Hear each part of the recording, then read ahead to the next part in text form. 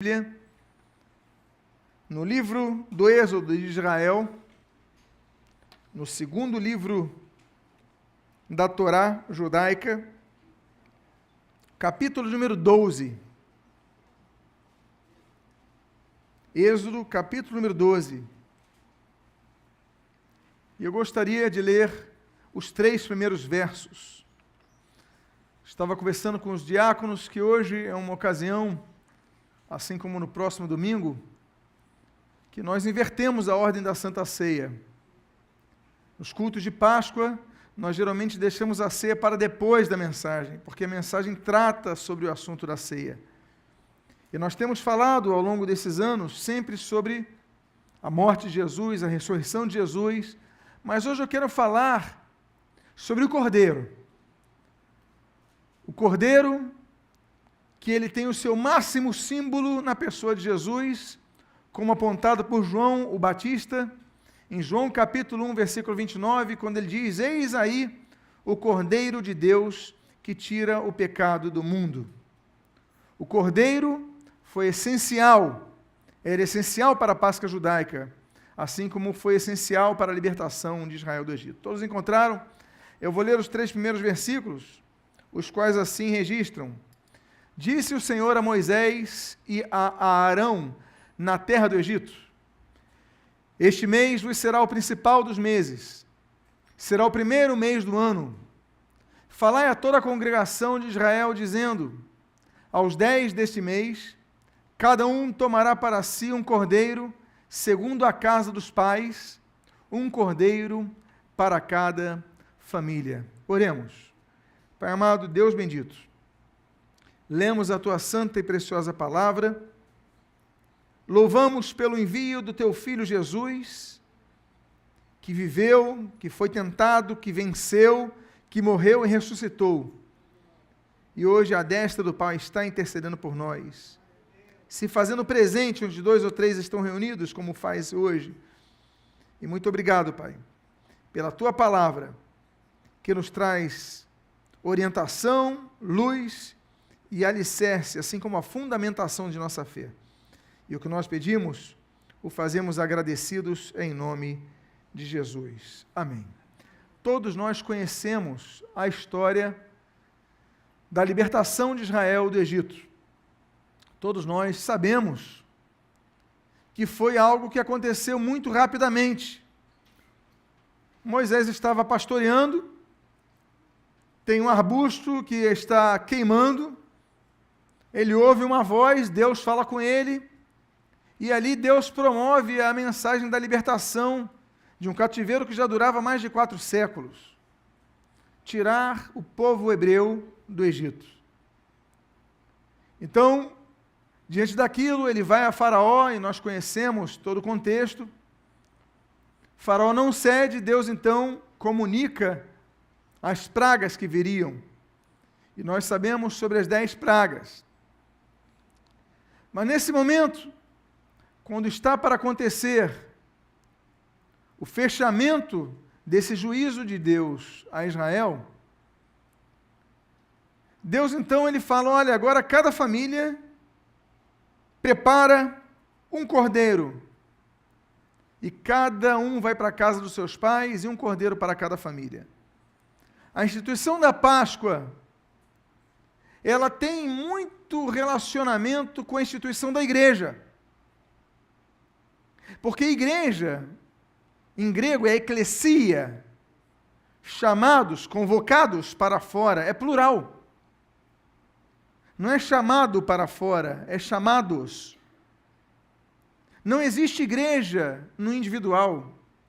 A igreja é o coletivo. Jesus, ele tinha total capacidade de cumprir o seu ministério, creio eu, sem nenhum discípulo.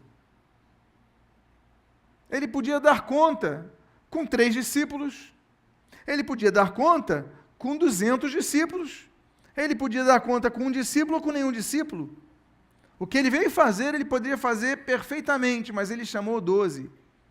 Representação da coletividade, representação das tribos de Israel, representação de um grupamento de pessoas que se unem com um propósito, São pessoas diferentes, mas são apenas um povo. A igreja é instituída assim. E os discípulos então se reúnem depois da ascensão de Jesus. Vem o Espírito Santo, 120 pessoas ali, cheias do Espírito de Deus, começam a pregar o Evangelho e a igreja começa a se agrupar, grupamento de pessoas, não pessoas individuais. Eu sou crente, mas sigo a Deus na minha casa. Não existe isso. Não existe isso. Jesus, ele nos ensina propedeuticamente, onde 2 ou 3 estiverem reunidos em meu nome, aí eu estarei. Ele está onde está um reunido no nome dele, ele está onde está uma pessoa isolada, mas ele quis mostrar o poder da Igreja Unida, a importância da Igreja Unida. Quando Pedro sai da prisão, ele vai se encontrar com a igreja reunida. E nós vemos aqui a mesma coisa na Páscoa judaica, que é uma imagem da instituição da igreja, a instituição da Páscoa. Quando nós percebemos que Deus está falando nesse texto que você está lendo, olha, aos 10 deste mês, cada um tomará para si um cordeiro segundo a casa dos pais, um cordeiro para cada família. O coletivo está presente. Deus valorizando o coletivo até numa fuga do Egito, até uma saída do Egito, melhor dizendo, rápida, iminente. Vamos falar sobre isso, como comer esse cordeiro.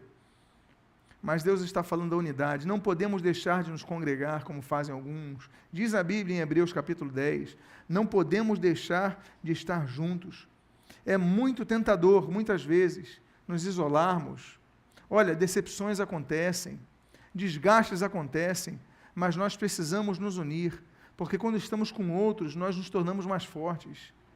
Nós nos fortalecemos mutuamente, nós somamos uns aos outros, valorizamos os grupos de vida na igreja, porque ali as pessoas, elas comungam, elas tratam-se, elas se abrem, elas oram umas pelas outras, elas se ajudam mutuamente. A igreja tem que ser isso. E a primeira lição que nós começamos a aprender é que Deus fala, segundo a casa dos pais, um cordeiro para cada família. Nós devemos ter a nossa família, nós devemos valorizar a nossa família, nós devemos lutar, e nós devemos lutar também pela nossa família da fé. Agora, as características desse cordeiro, porque Jesus, ele se declara como sendo cumpridor das promessas, ele é o Messias. João Batista aponta ele ao cordeiro, o cordeiro que vai ser morto em nosso lugar, porque na Páscoa judaica o cordeiro precisava ser morto. Estamos hoje na sexta-feira, chamada Sexta-feira Santa, que é a sexta-feira que se remete à crucificação de Jesus, ou seja, ao martírio do cordeiro. Por isso estamos falando do cordeiro hoje. Daqui a alguns minutos nós vamos comer do pão, assim como beber do cálice. E ao comermos do pão, vamos lembrar que Jesus ele pega o pão e fala assim, este é meu corpo, que é dado por vós. Qual era o único corpo que era dado pelas pessoas no povo de Israel? O único corpo que era dado pelas pessoas do povo de Israel era o cordeiro. Então, quando ele fala, este é meu corpo que é dado por vós, Jesus se coloca como o cordeiro que era dado pelos seus discípulos, pelos seus filhos. E ali, então, nós começamos a ver a primeira característica. No versículo 10, no início do versículo 11, você está lendo aí na sua frente, nada deixareis dele até pela manhã. O que, porém, ficar até pela manhã, queimá-lo-eis. Comê-lo-eis à pressa. É Páscoa do Senhor. Olha, o que sobrar para amanhã tem que ser queimado, não vai ficar nada. É para comer hoje. A gente se lembra do maná. Jesus falou, olha, os nossos pais, eles comiam maná, mas voltavam a ter fome, e ele fala, quem comesse dele não teria mais fome. Mas o fato é que o maná era um alimento diário, e que se as pessoas guardassem, ele apodreceria. O maná é para ser comido diariamente. O maná, ele tem uma aplicabilidade em relação ao surgimento da Páscoa, porque a Páscoa tinha que ser comida imediatamente, não era para ser deixada para amanhã, não era para ser deixada em partes. O Cordeiro de Deus, que aponta ao Cordeiro sacrificado no Egito, ele deve ser comido imediatamente. O que isso quer dizer? Que o cristianismo é algo para ser vivido hoje, não amanhã. Hoje, não daqui a um ano. Hoje, não quando você bem entender. Há pessoas que dizem assim, não, eu vou servir a Cristo depois que eu me casar. Aí depois, não, depois que eu me formar, depois que eu ter a minha empresa, depois que meus filhos nascerem, depois que meus filhos crescerem, depois que meus filhos se casarem, antes de morrer. E você vai deixando para frente aquilo que você precisa fazer hoje. Cristianismo é mais do que religião. Cristianismo não é uma mera filosofia que nós devemos abraçar. Cristianismo é o que nós devemos viver. O Ibope está perguntando a muitas pessoas, olha, qual é a sua religião? A pessoa fala, eu sou evangélico. Aí você vê uma mulher que no carnaval posou nua e diz assim, evangélica, não sei o que e tal, e naqueles trajes. Ela se diz evangélica, porque frequenta uma igreja. Você pode frequentar uma igreja e viver uma vida completamente distante do evangelho. Mas o fato de você viver numa igreja, ouvir uma pregação, concordar com o que é dito, não te torna um cristão. Porque o termo cristão, que vai aparecer pela primeira vez na cidade de Antioquia, o termo cristão em grego é Christianos, é um diminutivo de Christos. Christos é Cristo, Cristianós, Cristozinhos. Se a gente tivesse que fazer uma tradução do que é cristão em português, seria pequenos cristos, mini cristos. Ser cristão é ser um reflexo de quem é Cristo. Eu tenho que olhar para ele, e se ele se diz que é cristão, eu tenho que ver ali. Ali tem um pouco de Jesus na vida dele. Tem Jesus na vida dele, tem Jesus na vida dela. Eu estou vendo Jesus quando a vejo. Isso é ser cristão, não é dizer que é cristão. O cristianismo, ele, mais do que uma opção de você colocar num Ibope, num centro de pesquisas qualquer, mais do que uma opção religiosa para banco de dados, cristianismo, puro e simples, é você brilhar a luz de Cristo. É viver o evangelho. Você não pode deixar para comer amanhã, você vai comer agora, vai comer hoje, você vai viver o cristianismo hoje. É buscar ter uma vida santa hoje, é buscar ter uma vida com Deus hoje, é buscar uma leitura da palavra hoje. Porque se nós formos protelando, nós simplesmente não estaremos comendo do Cordeiro. Porque devemos comer do Cordeiro todos os dias. Devemos comer do Cordeiro hoje, sexta-feira, mas amanhã, sábado, em nossas casas, em nossas atividades profissionais, na segunda-feira, na terça, em nossas atividades acadêmicas, nós devemos comer de Cristo todos os dias. Comece seu dia orando, leia a tua Bíblia todos os dias. Busque uma vida santa todos os dias. Vença a tentação todos os dias. Não apenas domingo, porque ser crente domingo é fácil, ser crente num culto é fácil. Você muitas vezes está tomando um placebo, você está brincando de uma vida religiosa, você não está tendo vida religiosa porque você não come diariamente. O Cordeiro é para comer hoje. A nossa decisão é para ser tomada hoje. O cristianismo é para ser vivido hoje. Não apenas nos domingos, mas em nossas casas diariamente. Eu acho muito interessante que ele fala para comer o Cordeiro junto com a família. Aí eu me lembro da instituição da Santa Ceia. Eu pergunto a vocês, Jesus podia ter instituído a Santa Ceia sem ter os 12 discípulos ali? Sim ou não? Sim. Ele podia ter pego o pão, o cálice, celebrado ali junto ao Pai e comido. E Jesus podia ter celebrado a Santa Ceia com as multidões que o seguiam, 5.000, 7.000, 12.000, 15.000, sei lá quantos mil. Podia ter falado, olha, vou celebrar a ceia com todos os 15.000 aqui que estão me rodeando. Podia ter feito isso? Podia. Por que ele não fez?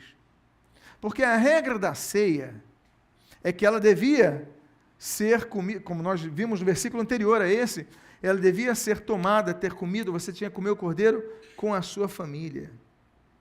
Mas Pedro não era parente de Jesus. Ele não era. Natanael não era parente de Jesus. Não era. Os demais discípulos não eram parentes de Jesus, mas ali eram uma família. Por isso que a ceia tem que ser tomada em família, não de nascimento, mas da fé. A família na qual Jesus institui a Santa Ceia, e que ele celebra em família, como todo judeu faria, é a ceia da família da fé. Nós participamos da ceia da família da fé. É importantíssimo isso. Porque tem pessoas que não vão na igreja, não dão o mínimo valor à igreja, vão quando querem. Não, nós temos que estar na igreja juntos, temos que cear na igreja juntos. Não se toma ceia sozinho em casa, se toma ceia na família da fé como Jesus instituiu. Mas o cordeiro tem que ser comido hoje, e diz ali, à pressa. Me chama a atenção a pressa, não é para você engasgar com o cordeiro, não é isso. É para ele dizer o seguinte, olha, se Deus não instituísse esse texto, a pressa que está aqui, o que aconteceria nas famílias? Tem aquela pessoa mais cuidadosa da casa que fala, não, vamos fazer o seguinte, vamos deixar mais tempo no forno aqui. Não, vamos deixar mais tempo no fogo. Não, olha só, estamos cansados, vamos comer amanhã. Vamos deixar para amanhã de manhã, eu acordo vocês, está todo mundo cansado. Cada um teria uma rotina diferente, não é verdade? Nós fazemos assim, como estão na nossa casa. Se não houver uma ordem, se não houver uma direção, cada um faz o que quer. É que nem jantar na casa. Aí um come no horário, outro no outro, tal. Agora, se tiver uma regra, olha, esse horário, essa hora, todo mundo, se tiver uma regra imposta ali, todo mundo vai obedecer. Não é assim? Deus então institui uma regra, é a pressa. É essa noite. Não pode deixar para amanhã. E ali, milhares de famílias dos hebreus, ainda não eram judeus, ainda eram só hebreus, eles se reúnem e comem à pressa, na mesma noite. Há coisas que nós temos que abrir mão, porque eu tenho certeza que havia muitas famílias cansadas. Eu tenho certeza que havia pessoas que, por mim eu comeria amanhã de manhã, por mim eu comeria outro dia, não, mas eles tinham que correr para comprar o cordeiro, para sacrificar o cordeiro, para assar o cordeiro. Olha o trabalho, tudo para comer na mesma noite. O que significa isso? Que nós devemos abrir mão de muitas coisas, de muitas prioridades, abre aspas, para que nós foquemos no principal, naquilo que nos une. Eu tenho certeza que nós temos muitas programações nessa sociedade atual, nós temos muitas atividades. Eu tenho certeza que até programação de televisão, alguns eram tentados a ficar em casa para ver. Domingo eu vou ver. Muitas atividades. Mas ainda assim, nós abrimos mão para estarmos juntos e comermos o cordeiro juntos. Santa Ceia, que momento especial. Ele fala, é a passagem do Senhor, é a Pêssar do Senhor, é a Páscoa do Senhor. Agora, como nós devemos comer o cordeiro? A Bíblia traz, então, 3 formas que nós devemos comer o cordeiro. E a primeira forma, nós lemos aqui, é desta maneira o comereis, lombos cingidos. Que coisa interessante. Olha só, se você for ver um programa, Hell's Kitchen, Masterchef, não sei se você vê algum programa de culinária, mas nenhum deles vai dizer o seguinte, para você comer um cordeiro, você tem que colocar um cinto. Eu duvido que o sujeito mais nervoso, que só colocam pessoas nervosas para cuidar da cozinha nos programas de televisão, não é verdade? Cada um mais esquentado que o outro. Mas eu duvido que ele fala, se não tiver cinto, vai ser reprovado. Eu duvido. Mas Deus fala, vocês vão ter que colocar cinto para comer. Eu nunca vi isso na minha vida. Uma roupa para comer, olha, um ambiente, tudo bem. Você vai no restaurante refinado, você coloca uma roupa adequada, não é verdade? Você não vai chegar lá de qualquer maneira. Né? Agora, a pessoa vai comer lá no podrão da Praça Sans Penha. Também você não vai de gravata no podrão da Sans Penha. Você vai botar de bermuda, vai botar um tênis. O ambiente vai definir a tua roupa. A gente entende isso. O que a gente não entende é que Deus falou o seguinte, olha, as famílias vão se reunir, vão ter que comer a mesma noite, tem que abrir mão de muitas coisas. Agora, vocês vão ter que estar com os lombos cingidos, colocar uma faixa aqui, colocar um cinto. O que significa o lombo cingido? Amados irmãos, a relação do lombo cingido na antiguidade tinha motivos não apenas estéticos, mas também era uma peça da roupa que evitava, para os que usavam 2 peças, que a roupa de baixo caísse e expusesse as vergonhas das pessoas alheias. o que é honrável, intimamente, publicamente, é vergonhoso. Ou seja, evita que você fique desnudo diante das outras pessoas, quando você menos perceber. Não havia roupas íntimas na época, então esse cinto era maior, ele tinha várias funções ali. O que nós aprendemos com o Cordeiro é que nós devemos estar preparados para cobrir a nossa nudez, não sermos motivo de escândalo à nossa sociedade, nem à igreja. A palavra de Deus é clara: ai daquele de quem vêm os escândalos, de quem vieram os escândalos. Nós temos que ter, então, lombos cingidos, um testemunho de vida reto. Que as pessoas vejam a nossa vida e não se escandalizem. Que não vejam a nossa vida vergonha. Que não vejam na nossa vida aquilo que vai depor contra o Evangelho. Meus amados, essa lista que está saindo, nós estamos vivendo um momento no Brasil duplo sentimento. Um de grande vergonha e um de grande alegria. O de grande vergonha, pelo que nós estamos vendo da classe política, totalmente corrompida, é uma vergonha. Mas uma alegria, que pela primeira vez na história, essas pessoas estão sendo expostas e estão sendo colocadas para serem julgadas. São dois sentimentos que nós temos, até bate um orgulho. Poxa, o judiciário completamente independente nesse sentido é algo que a gente não via antigamente no Brasil, estamos vendo agora, as coisas estão mudando. Então, vergonha de um lado, alívio de outro, isso é importante. Mas nessas listas, eu fico assim, os evangélicos, cadê eles? Aí nós tivemos uma concorrência para a prefeitura, o outro foi senador, 8 anos, o nome não aparece, que alívio. Não sei se aconteceu com vocês. Mas o opositor não, recebeu. E o que o patrocinou, recebeu. E todo mundo... Aí eu olho, e o deputado tal, e o fulano tal, olha, tem um ou outro, tem lá, o joio no meio do trigo, que está lá, mas a maioria, eu falei, graças a Deus, um escândalo a menos para a sociedade. É claro que a gente só fala nisso porque quando tem um pastor no meio, alguma coisa assim, um evangélico no meio, a pessoa fala, evangélico, não sei o quê, 90% são católicos romanos, ninguém fala da religião deles, ninguém fala. O fulano católico romano aceitou, o outro católico romano aceitou. Ninguém fala, mas quando é evangélico, publicam, para todo mundo ouvir.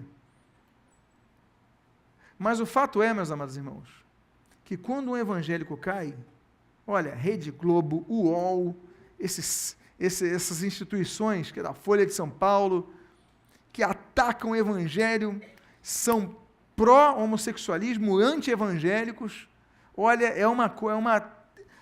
vai lá investindo. Uma pessoa falha. 1 milhão agem certo. Uma falha, eles divulgam para tudo. Cingidos os vossos lombos estejam ao comer do Cordeiro. Nós devemos ter uma vida santa, reta, brilhar a luz de Cristo, para que ninguém ache falha em nossas vidas. Amém, queridos? Essa é a primeira forma de nós comermos o Cordeiro. Existe uma segunda forma de nós comermos o Cordeiro. Ele diz assim, desta maneira comereis lombos cingidos e sandálias nos pés.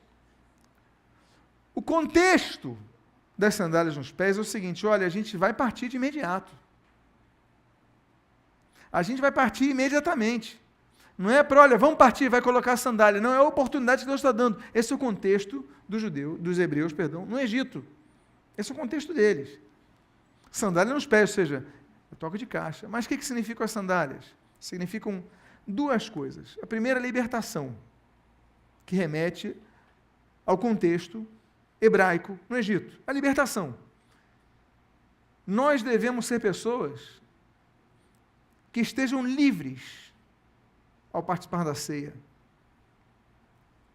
Há pessoas que tratam a ceia como se fosse uma comida qualquer. Não é. Tanto não é que Paulo fala que cada um examine-se a si mesmo. E ele fala, há muitos que dormem, que morreram, porque não participaram da ceia dignamente. Nós temos que nos examinar. fazer um autoexame. É melhor não tomar a ceia do que você estar todo errado e não se acertar com Deus. Por isso, antes de tomar a ceia, temos que orar, pedir perdão pelos pecados, mas não é pedir perdão apenas como reconhecimento do pecado, mas é para abandonar esse pecado. Aí você participa da ceia. Sandálias nos pés significa a libertação do Egito, significa a libertação da escravidão, significa a libertação da vida antiga. Esse é o primeiro sentido de sandália. O segundo sentido de sandália, da sandália é a caminhada para conquistar algo. Eles tinham sandália não é apenas para sair de um local, mas é para conquistar uma nova terra. Lembra? Eu vou enviar vocês para uma terra que mana leite e mel, uma nova terra que vocês não conhecem. É para possuir algo novo, é para adentrar numa terra nova, é para ter novos objetivos. Amados irmãos, nós temos que ter novos alvos em nossas vidas. A Cê nos lembra que nós temos muito a crescer espiritualmente, nós temos muito a ver espiritualmente. Pastor, eu já fiz isso no Evangelho, eu já fiz aquilo, eu já liderei, eu já isso, eu já aquilo, eu já evangelizei, cansei. E você acha que é só isso que o Evangelho tem te oferecer? Tem muito mais coisas a oferecer. Quanto mais você buscar Deus, mais Ele te inundar, mais coisas você vai começar a ver. Coisas que você não está vendo, você vai começar a ver. Mas não é tempo de você parar, não é tempo de você desistir, é tempo de colocar sandália nos pés. E sair do Egito, que muitas vezes está dentro da tua igreja, está dentro dos teus afazeres, e você começar a avançar para coisas novas. Então peça a Deus, Deus, me dá novas responsabilidades, novas tarefas que eu quero avançar, estou com sandália nos pés, ou seja, eu vou caminhar. Você não colocava sandálias porque você ficava na tua casa, você não colocava sandálias porque você ficava na tua cama. Agora você coloca sandálias, significa que eu vou caminhar, eu vou andar, eu vou avançar, eu vou prosseguir. E isso significa a forma como nós devemos tomar a ceia. Senhor, eu estou comendo desse pão, mas estou com sandália nos meus pés. Significa que eu não vou ficar parado na minha fé. Eu vou avançar, eu vou ministrar, eu desenvolver meus dons ministeriais, Senhor, eu quero ser usado por Ti, eu estou com sandália nos pés. E a terceira forma, com a qual eu encerro essa mensagem, é o texto, que ele diz então na sua totalidade, versículo número 11, desta maneira comereis, lombos cingidos, sandália nos pés, e o quê? Cajado na mão. O cajado representa, nesse caso que nós vamos aplicar aqui, 3 coisas. A primeira coisa que o cajado representa é proteção. As pessoas andavam com cajado por muitos motivos, mas uma delas era a proteção, porque se tivesse uma cobra no caminho, batiam na cobra. Se viesse um cão com raiva, eles evadiam o cão de suas presenças. Se viesse um lobo, e se viesse qualquer... Eles tinham um objeto de proteção, para não expor a carne, para não expor a mão, para não expor a perna. Então, aquele bordão, aquele cajado, representa proteção. Se tiver chegando algo para te destruir, você se protege. Quando nós comemos do pão, assim como bebemos do cálice, nós devemos estar com nossas mãos com bordão, atentos para nos protegermos de tudo aquilo que vier para nos atacar, para nos destruir. Devemos estar atentos para nos protegermos dos perigos que tentam eliminar a nossa fé. Aquilo que tenta minar a nossa fé, aquelas tentações que o diabo manda, nós devemos ter o bordão para eliminar. Devemos ter o cajado na mão. Deus fala cajado na mão. Imagina todo Israel. Eu estava vendo no cinema, eu fui ver um filme brasileiro, que foi, eu acho que a maior bilheteria da história, e ali o pessoal saindo do Egito. Aí eu estava assim, quero ver os cajados. Aí tinha pouca gente com cajado. Falei, poxa, mas a ordem é para todo mundo estar com cajado. Então, na verdade, todo mundo tinha que ter um cajado, porque foi a ordem de Deus. Olha, você vai comer e vai estar com cajado. Por quê? Não é para ficar na casa, é para você acompanhar na viagem. Proteção. Devemos sempre pedir proteção ao Senhor. Não aceitarmos as tentações passivamente, devemos estar atentos para nos protegermos do inimigo. O inimigo está tentando, a gente ora ao Senhor, Senhor me protege, me guarda, me livra, me dá forças. Você ora quando vem a tentação? Nós devemos orar, pedindo a Deus que nos dê força, ou seja, cajado na mão. O cajado tem um segundo sentido. O cajado também simboliza responsabilidade. Por exemplo, o pastor tinha cajados na mão para que a ovelha não se perdesse do rebanho. Então ele pegava aquela vara, ele pegava e as ovelhas estavam indo para uma direção, ele, vem para aqui, para todo mundo ir numa direção. A responsabilidade que a pessoa tem. O cajado representa isso. Há muitos reis, não apenas dos períodos históricos antigos, mas atualmente, que eles recebem um cajado. O Papa dos católicos romanos, ele recebe um cajado. Pessoas de várias monarquias, eles recebem, muitas vezes folheado a ouro, muitas vezes belíssimo, mas é representação de autoridade, porque cajado representa responsabilidade. Nós, cristãos, temos que chegar à mesa do Senhor com responsabilidades. Responsabilizarmos não apenas com as nossas vidas, mas sermos bênçãos para outras vidas. Porque se a nossa responsabilidade for apenas para cuidar de nós mesmos, nós seremos egoístas, e o Evangelho é altruísta. Ele não é egoísta, ele olha para fora, não para dentro. Então nós devemos cuidar de nós mesmos, sim. Isso é certo. Mas devemos procurar cuidar dos outros, abençoar outras vidas, sermos canais de bênçãos, termos o cajado é para cuidar das ovelhas, para ajudar as pessoas. Olha, um está enfermo, você ajuda, um está precisando de oração, você vai lá e ora. E a igreja, isso é igreja no auditório. Igreja é uma congregação de pessoas que se ajuntam para crescer espiritualmente, mas para aplicar esse crescimento, crescer verticalmente, e aplicar esse conhecimento e esse crescimento de maneira horizontal. O nosso evangelho deve ser um evangelho horizontal. E por fim, a última representação do cajado, com a qual eu encerro. Olha, quando vocês comerem, estejam com o cajado na mão, porque vocês vão sair imediatamente. Cajado representa sustento. A pessoa usava cajado e hoje as pessoas usam cajados. Nós chamamos também de bengala. Por quê? Porque muitas vezes você está cansado, então é um apoio, não é verdade? As tuas pernas estão cansadas, você usa um cajado. Você está com a perna machucada, você usa um cajado. Por quê? O cajado representa sustento. Comer o cordeiro para Israel. Tão bonitos. Porque nos mostra tantas coisas, dentre as quais o fato de que mesmo quando estamos cansados, o Senhor nos sustenta.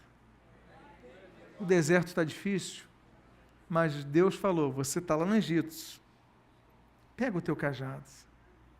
No deserto é difícil achar um cajado, mas na ceia você pega o cajado. A gente hoje vai ter uma ceia diferente, não vai? Por quê?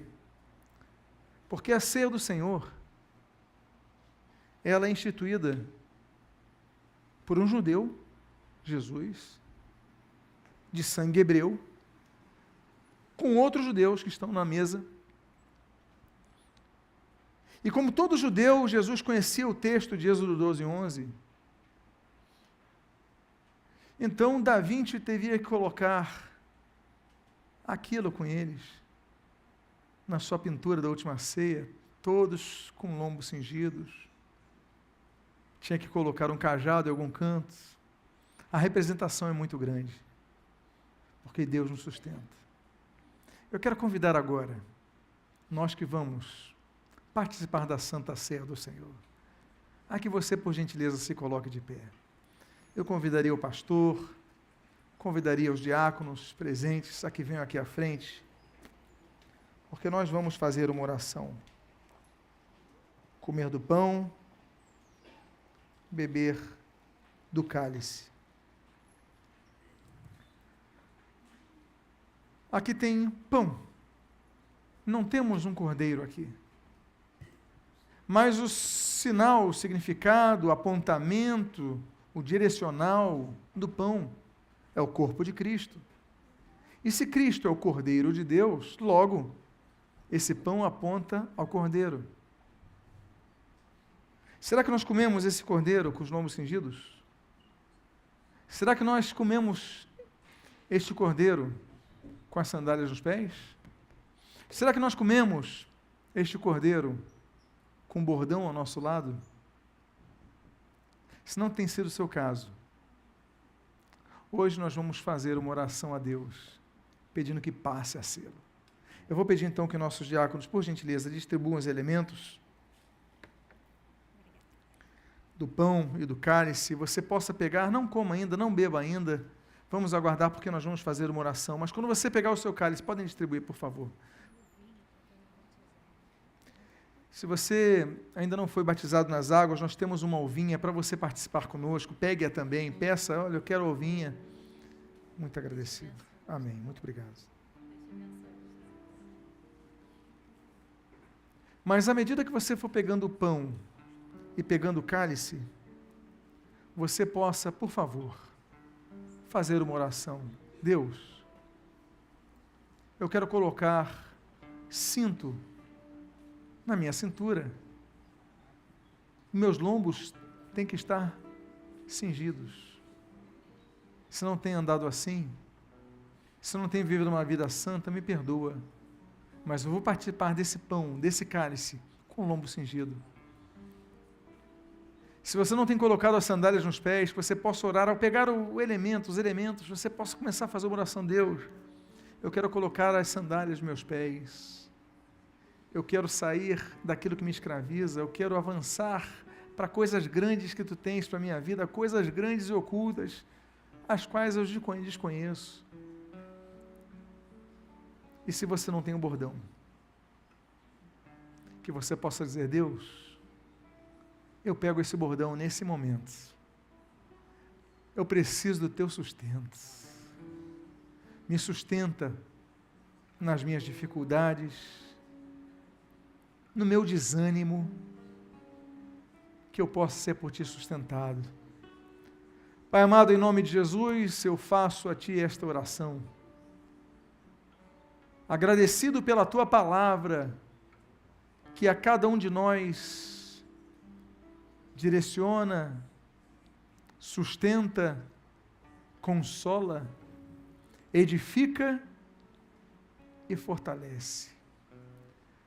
Nós sabemos que no dia de hoje, Pai, nós remetemos ao sacrifício de Jesus naquela cruz, mas hoje nós falamos do Cordeiro, sobre o qual Jesus pegou aquele pão e apontou, este é meu corpo, o Cordeiro de Deus que tira o pecado do mundo.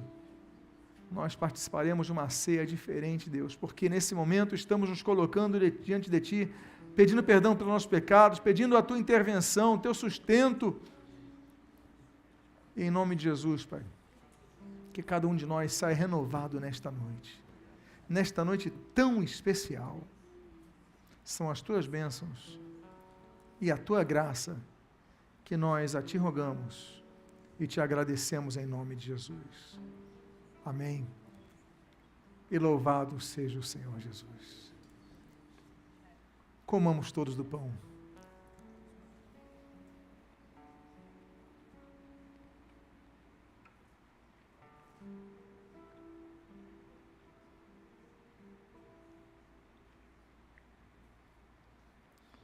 Te louvamos, Jesus. Queremos comer com os lombos cingidos, com sandália nos pés, com bordão nas nossas mãos. Não apenas na ceia de hoje, mas em todos os dias de nossas vidas, possamos estar preparados. Que em nome de Jesus não deixemos para amanhã o que devemos fazer diante de Ti hoje, Pai. Então perdoa, renova, que possa ser um novo ciclo na vida de cada um a partir de hoje. Em nome de Jesus. Erguemos o nosso cálice, Pai, dando graças pelo sangue de Jesus que nos purifica de todo pecado, dando graças pela remissão dos pecados, dando graças porque a morte de Jesus nos trouxe vida. Morte esta que nós rememoramos no dia de hoje, essa sexta-feira declarada, reconhecida como sexta-feira santa, uma sexta-feira separada das outras. De fato foi, Deus. Não foi uma sexta-feira comum, foi santa, foi separada. Mas, Pai, nós te louvamos. E o que nós havemos de beber nesse momento possa representar uma nova vida em Cristo Jesus. Amém. Onde as coisas velhas tenham de fato ficado para trás e que de fato tudo tenha gerado uma nova situação de vida. Tudo se faça novo. O que nós pedimos, nós te agradecemos em nome de Jesus. Bebamos do cálice todos.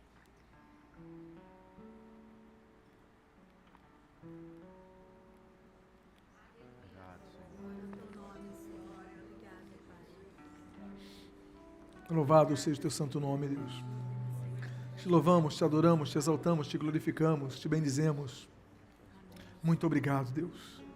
Muito obrigado pela ceia de hoje. Essa sexta-feira estamos na tua casa. Muito obrigado, Pai. Muito obrigado por cada vida que está aqui, Senhor. A consciência que cada um tem dessa data, Pai. Muito obrigado. Nós te louvamos e te exaltamos. E com tudo isto, nós te adoramos e te agradecemos. Em nome de Jesus.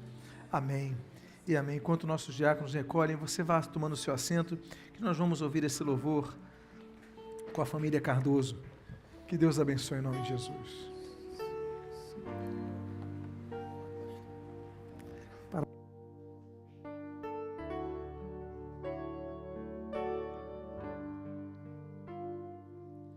Deixou o esplendor de sua glória ao vir a este mundo aqui. Estava só